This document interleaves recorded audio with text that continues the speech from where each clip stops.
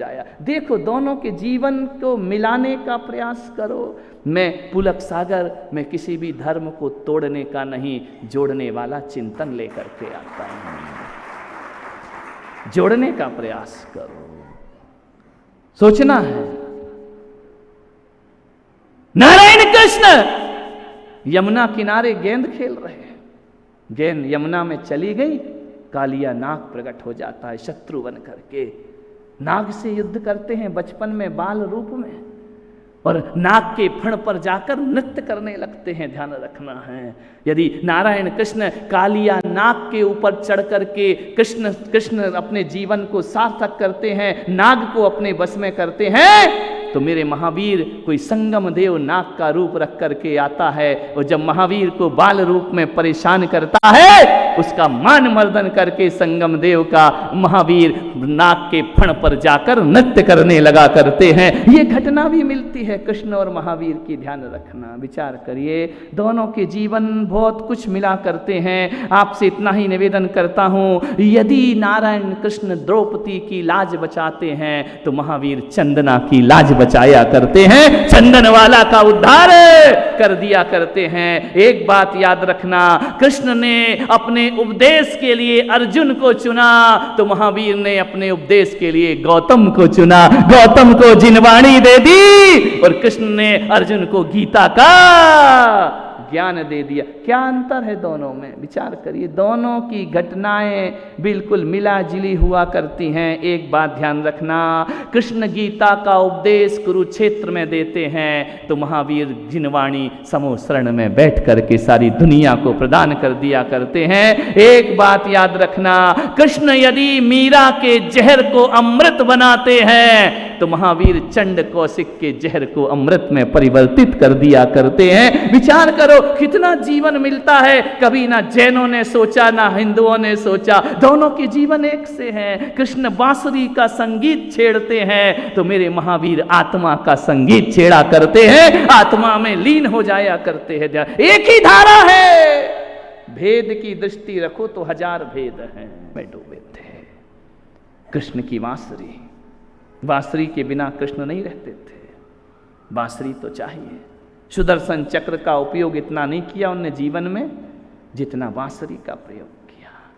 पूछा रुक्मणी ने कि बताओ नारायण, बांसुरी से इतना प्रेम, काली कलूटी छेद वाली, हमसे प्रेम नहीं, हम कितना आपका ध्यान रखते हैं। नारायण कृष्ण ने कहा कि रुक्मणी, तू जानना चाहती है ना कि मैं बांसुरी को प्रेम क्यों करता हूं? उसके कारण है। पहला कारण तो यह है कि बांसुरी जब बुलाओ तभी बोलती है। समझ गए क्या?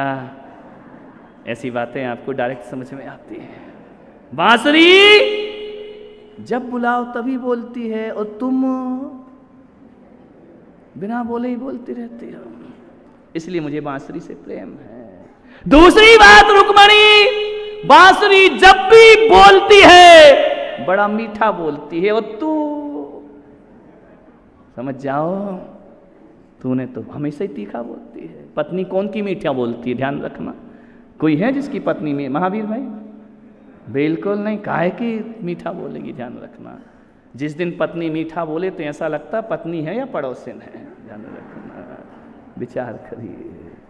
बोले जब भी बांसुरी बोलती है तो बड़ा मीठा बोलती है, और दुनिया जब भी बोलती है तो बड़ा तीखा बोलती है। और तीसरी बात जो बांसुरी की होती है, उसमें गांठ नहीं हुआ करती है, वह पोली होती है, और आदमी के हृदय में हजारों गांठ हुआ करती हैं। ध्यान रखिए, इसलिए मैं बांसुरी से बहुत प्रेम किया कर। मेरे महावीर ने भी कहा है कि यदि बांसुरी में 3 चीजें हैं इसलिए उसमें संगीत हुआ करता है। अरे बांसुरी में 3 चीजें हैं तो महावीर कहते जिंदगी में 3 चीजें ले आ, भीतर का संगीत अपने आप फूट जाया करता है। महावीर भीतर के संगीत में डूबे हैं। ध्यान रखना।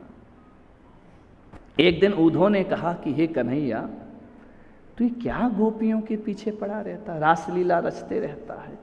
अरे उनके पति हैं, उनका परिवार है, और वो बावली तेरे पीछे भागती रहती हैं। जहां से कृष्ण गुजर जाए पनघट पे पानी भरना भूल जाती थी, रस्सी छूट जाती थी, बाल्टी नीचे, गोपियां कृष्ण के रूप लावण्य में डूब जाया करती थी, सिर के घड़े गिर जाया करते थे। ऐसा जीवन नारायण कृष्ण का रहा है उनकी जिंदगी में।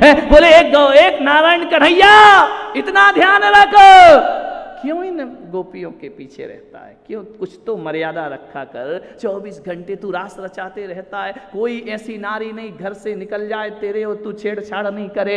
ऐसा जीवन क्यों जीता है? कम से कम कुछ तो मर्यादाओं का निर्माण कर। क्यों गोपियों के पीछे रहता है? क्यों अहिरनियों के पीछे घुमा करता है? कुछ और किया कर नारायण। कृष्ण ने कहा कि उधो, तू तो पागल है। बोले ठीक है, मैं चला गोकुल छोड़कर वृंदावन। उद्धव ने कहा और वृंदावन चले गए नारायण कृष्ण। गोकुल की गोपियां व्याकुल हो गईं।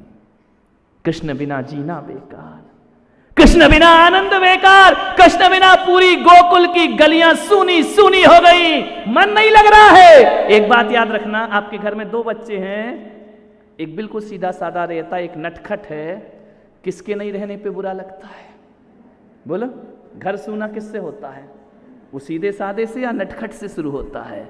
यदि बहू पीहर चली जाए बच्चे को लेकर तो सीधे साधे की याद नहीं आती दादा दादी को, वो नटखट कन्हैया की याद आया करती है। तेरे जाने से घर का शोर खत्म हो गया, घर का आनंद खत्म हो गया, घर सूना सूना लग रहा है। बच्चों ऐसे ही रहो कि तुम्हारे जाने से घर सूना सूना लगना चाहिए। ध्यान रखना, कितनी भी डांट पड़े, कितनी भी फटकार पड़े, लेकिन नटखट बालक है तो घर की रोशनी हुआ करती है, घर में आनंद हुआ करता है। सूना हो गया पूरा गोकुल, नटखट कन्हैया चला गया।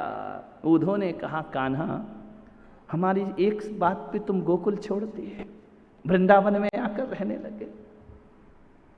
कन्हैया ने कहा तूने कहा था ना कि गोपियों के पीछे क्यों लगा रहता है, आज मैं छोड़ आया गोपियों को। पूछा तुझे याद नहीं आती कान्हा? अरे बहुत आती है, लेकिन तेरे जैसे दोस्त होंगे ना तो खुशियों में आग लगाते हैं और करते क्या है। मुझे बहुत याद आती है। गोपियों ने क्या कहा है? बोले यही कहा है कि कान्हा गोकुल वापिस लौट आओ। गोकुल सूना शमशान जैसा माहौल है पूरे गोकुल में, गाय दूध नहीं दे रही है, किसी का मन नहीं लग रहा है, ग्वाल वाल जंगल में नहीं जा रहे हैं। कन्हैया ने कहा मैं नहीं आऊंगा। उद्धव ने कहा कि देखो इतना बुरा मत मानो, चलो वापिस। बोले नहीं मैं नहीं जाऊंगा। तो बोले इतना प्रेम क्यों है तुम्हें गोपियों से? जब इतने उनके विरह में व्याकुल हो तो चलते क्यों नहीं? बोले नहीं जाऊंगा, आज तुझे समझाऊंगा। तूने कहा था ना कि गोपियों के पीछे क्यों लगता है, जा उद्धव आज मैं तुझे समझाता हूं। कृष्ण गए, कन्हैया है, छलना मेरा काम, ध्यान रखना है, बीमारी नहीं। लेकिन कृष्ण ऐसे हो गए, तड़प गए, पसीना निकल आया। उद्धव भागे रुक्मणी के पास, रुक्मणी जामवंती चलो चल करके देखो सत्यभामा। कृष्ण बीमार है, लौटे दौड़े दौड़े आए। क्या हुआ क्या हुआ? बोले कोई भी दवाई काम नहीं कर रही। कृष्ण ने कहा मेरे पेट का दर्द ठीक हो सकता है। बोले कैसे ठीक होगा? बोले जो अपने पैरों की धूल दूध में घोलकर मुझे पिलाएगा उससे मेरा दर्द ठीक हो जाएगा। पैरों की धूल?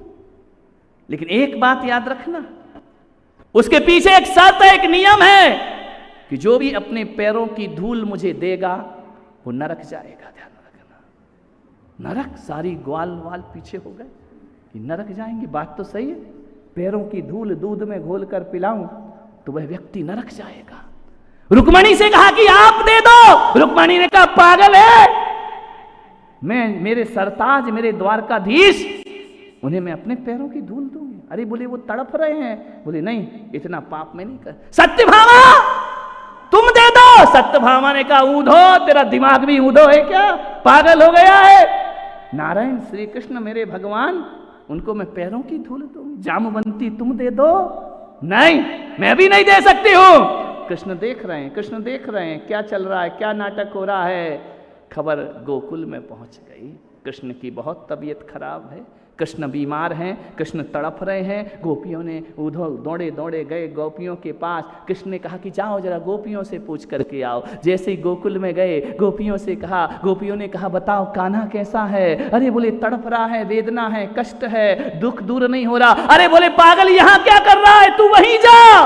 बोले जाऊं तो, लेकिन दवाई नहीं है, कोई औषधि नहीं मिल रही है। कृष्ण ने कहा है कि जो अपने पैरों की धूल दूध में घोलकर मुझे पिलाएगा, कृष्ण ठीक हो जाएगा। तो बोले क्या दिक्कत है, ले जा हमारी धूल। बोले एक बात याद रखना, धूल तो ले जाऊंगा, लेकिन जिसकी धूल कृष्ण पिएंगे वो नरक में जाएगा। गोपियों ने कहा नरक में जाएगा? बोले ज्यादा ज्ञान की बात मत बांट। गोपियों ने धूल निकाली, दूध में घोला, जाके पिला देना।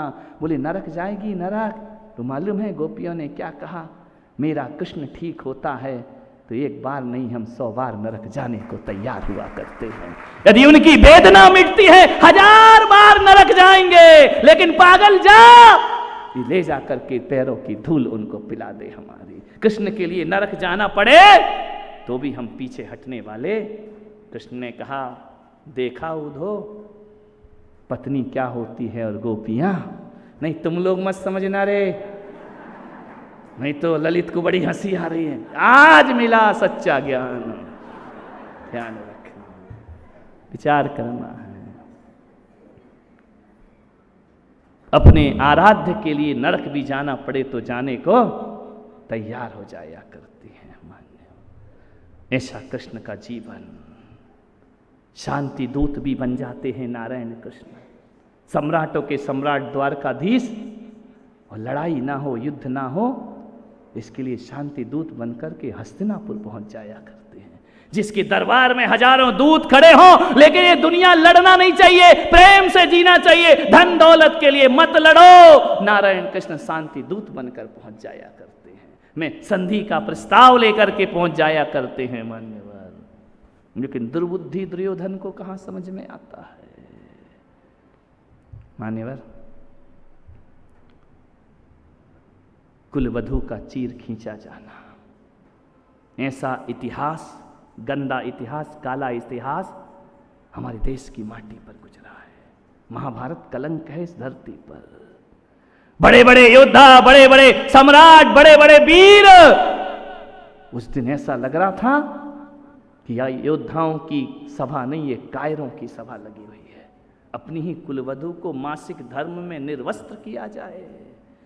अरे राजसभा की भी कोई मर्यादाएं होती है, वचनों की भी कोई मर्यादा होती है। ऐसा कैसा राजधर्म? भीष्म पितामह सिंहासन से बंधे हुए बैठे हैं, देख रहे हैं कुलवधू के साथ किस तरह की हरकत की जा रही है। अरे कोई मर्यादा होती है कि नहीं होती है राज दरबार की, राजसभाओं की? ये कैसी मर्यादा है? एक स्त्री को जुए में हार जाना सामान्य, एक साधारण से सामान की तरह है मान्यवर।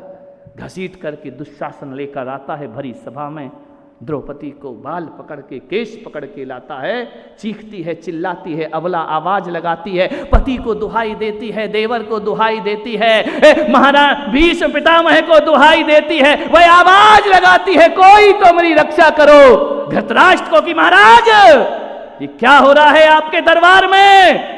आपकी बाहर की नहीं भीतर की भी आंखें फूट गई हैं लगता है। 1000 उलाहना देती है। द्रौपदी कहती है मैं अभिशाप दे दूंगी। एक सती का अभिशाप लग जाए तो पूरा हस्तिनापुर सर्वनाश होने में ज्यादा देर। गांधारी ने कहा कि बेटी अभिशाप मत दे, माफ कर दे इनको। तेरा ही खानदान है, तेरा ही परिवार है, तेरा ही कुल है, तेरा ही वंश है, तेरा ही खून है। द्रौपदी कहती नहीं मां गांधारी, इस अपमान का बदला तो मैं जरूर लूंगी, ध्यान रखिए। एक कुलवधू को तुम मुझे ज्ञान देने आई हो भरी सभा में, तुमने अपनी औलाद को ज्ञान नहीं बांटा है। मैं एक चीज जरूर कहूंगा, भीष्म पिता कितने भी महान हों, लेकिन ये काम करने को उन्होंने अपनी छवि को कलंकित। तेरी है द्रौपदी, यदि तू मुझे एक बार कहती ना हे घट घट के अंतर्यामी, तो दुशासन तेरा चीर छू भी नहीं सकता था।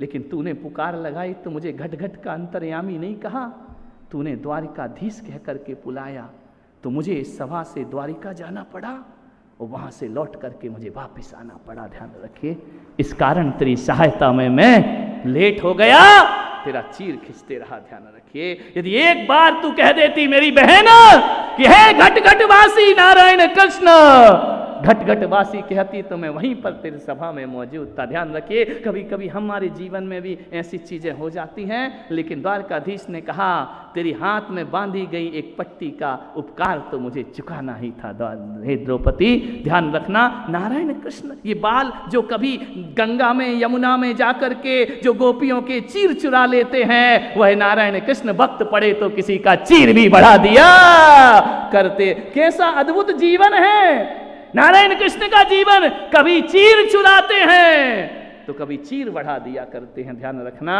और कभी बांसुरी बजाते हैं तो कभी सुदर्शन चक्र भी अपने हाथों में उठा लिया करते हैं। इसलिए कहा जाता है कि नारायण कृष्ण का जो अवतार था वह पूर्ण अवतार हुआ करता है। ध्यान रखिए, सोचना है क्या किया उन्होंने। कभी डर के भागते हैं तो कभी शत्रु को पछाड़ दिया करते हैं।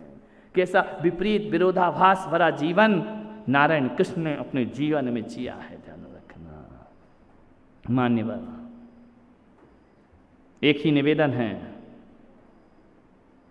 कृष्ण आगामी भवों में जैनों के भगवान बन करके आने वाले हैं। ध्यान रखना, हम रोज अर्घ चढ़ाते हैं, भविष्य काल की 24 को अर्घ समर्पित किया करते हैं। नारायण कृष्ण अभी एक चल रहे थे ना, भजन गा रहे थे इस्कॉन मंदिर के लोग, राम राम हरे हरे कृष्णा कृष्णा। अरे यार, मैंने कहा ये हरे कैसे हो गए। अभी बैठी बैठी मेरा दिमाग लगा कि कृष्ण तो नीले थे, कृष्ण तो सांवले थे, हरे हरे क्यों कह रहे हैं, हरा रंग कैसे हो गया।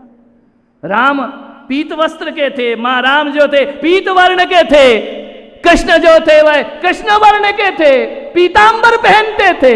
ध्यान रखना, उनका वस्त्र सबसे प्रिय वस्त्र कौन था कृष्ण का, पीतांबर, मोर मुकुट माला वैजंती माला धारण करने वाले सुदर्शन चक्रधारी नारायण श्री कृष्ण। मैंने कहा पहनते तो पीले वस्त्र थे और खुद काले थे, खुद सांवले थे। ध्यान रखना, और ये अभी गा रहे हरे हरे हरे हरे हरे हरे। मैंने कहा हरे हरे कैसे हो गए। फिर मैंने यहीं बैठे बैठे दिमाग लगाया कि कृष्ण के वस्त्र पीले थे और वो नीले थे, नीला और पीला मिलाओ तो क्या बनता है?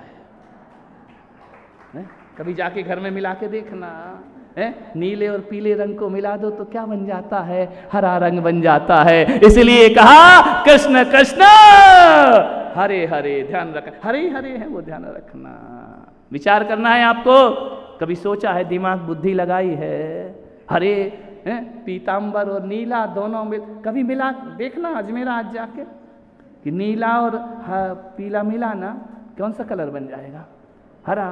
इसलिए बिल्कुल सही कहा, कृष्ण कृष्ण हरे हरे और राम राम हरे हरे। ध्यान रखना, वो जो हरे हरे उनके पास जो बैठे वो भरे भरे। ध्यान रखना, वो कभी खाली नहीं हुआ। समय हो गया है पूरा 1 घंटा, विषय बहुत है, कृष्ण पर कितना बोलूं कितना बोलूं, इतना विराट व्यक्तित्व है कि कम पड़ जाएगा। लेकिन मैं कुछ ऐसे बातों को आपके बीच लाने का प्रयास करता हूं। कृष्ण को दुनिया वर्षों से जानती है, लेकिन कुछ अनछुए पहलू जो मैं आपके सामने रखने का प्रयास करता हूं।